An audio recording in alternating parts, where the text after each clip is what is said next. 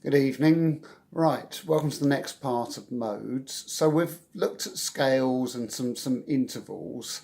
So I guess the next logical thing to talk about is chords and just the very basics that you should understand about chords. So there's two main types of chords. You've got major chords and minor chords. And the thing to realise about those is that there's three notes in those chords, so they're often called triads. Now it's a bit deceptive when you play something like a bar chord, because if I'm playing an E-shaped bar chord, you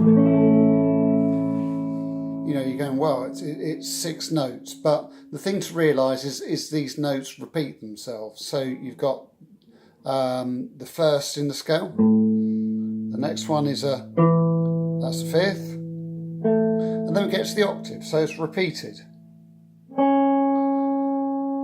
The next one is a third, then you've got a fifth, so you've got a fifth lower, and then you've got an octave repeated.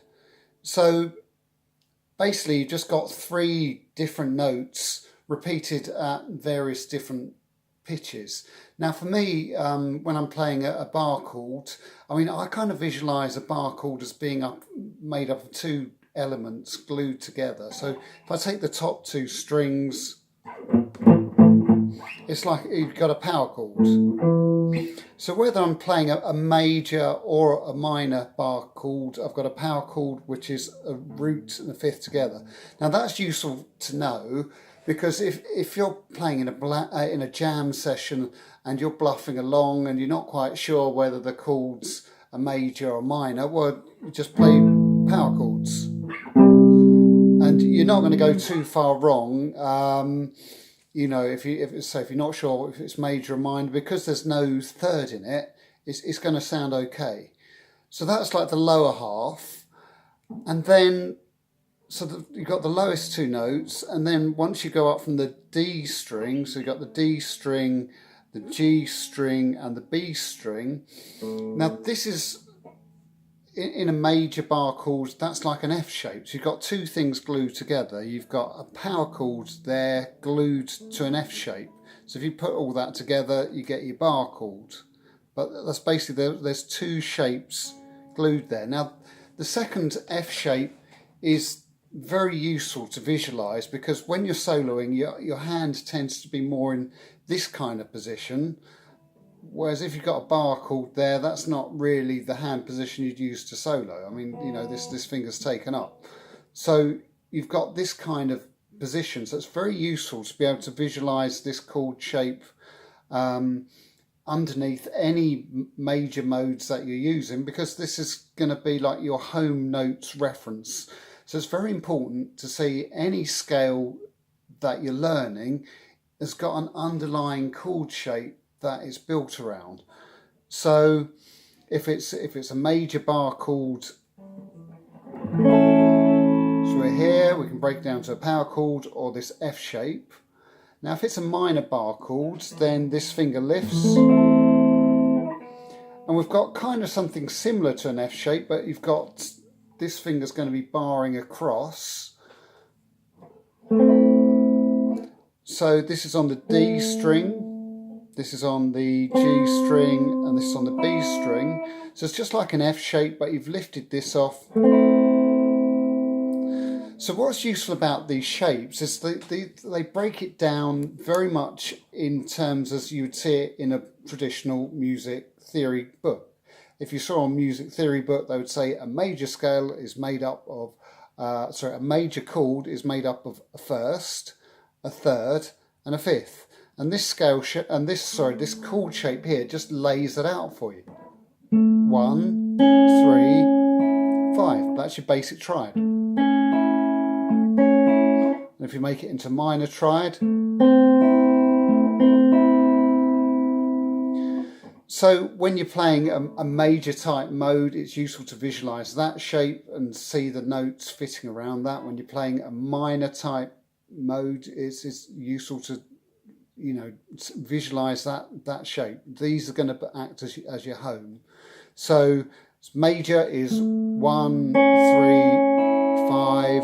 and minor is 1. So it's going to be flattened third and the 5th. So that's useful to understand. So that's 2 of your main references are going to be your major and minor bar chords.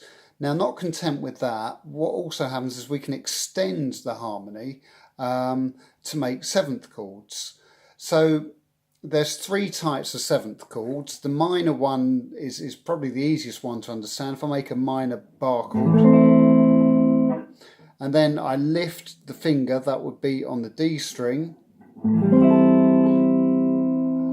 and alternatively I can put it down here on the B string. Gives you a different voicing, and that is a minor 7th chord. Now what we're doing is we're just taking a minor chord and we're adding a flattened 7th interval. And whenever we harmonise a major scale and we decide to add 7ths to it, you always get that chord, the minor 7th chord. So the chord formula for that would be 1. Then it would have a flattened 3rd in it, it would have a 5th in it, and then it would have a flattened 7th. Okay. Now when it comes to the major chords, there's 2 ways that the major chords can harmonise into some sort of 7th chord. You can have a major 7th chord, which is a very smooth jazz kind of sounding chord, or the dominant 7th chord, and that's the more harsh rock and roll type chord. So let's just have a quick look at either of those, because we're going to need to be able to play that as well.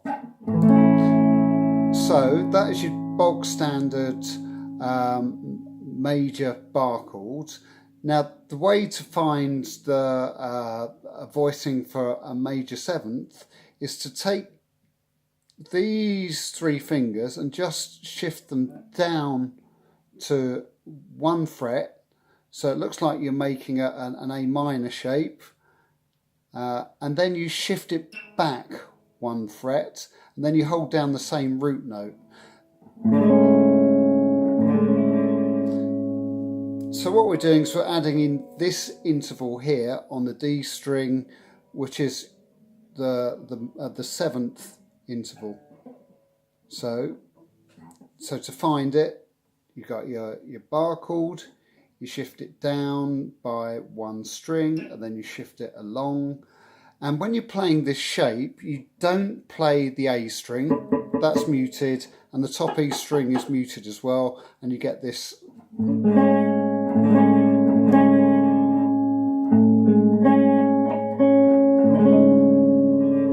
So you get this kind of jazzy voicing. Now alternative voicing you could use is, imagine you've got your F shape and you're going to stick an extra note there behind it. So it just goes down 1 fret at a time from the D string all the way to the high E string.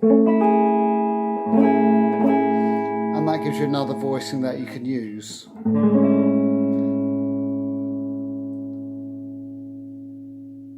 So, and the thing to remember when we start going into 7th chords, basically major and minor chords are made up of 3 notes.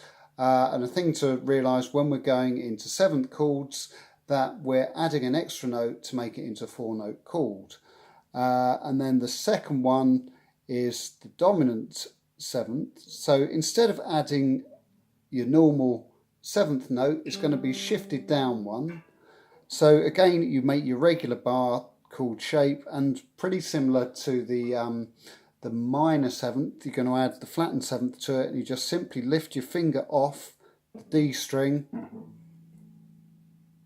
so that it adds the extra note, and you can also add the extra note here on the B string.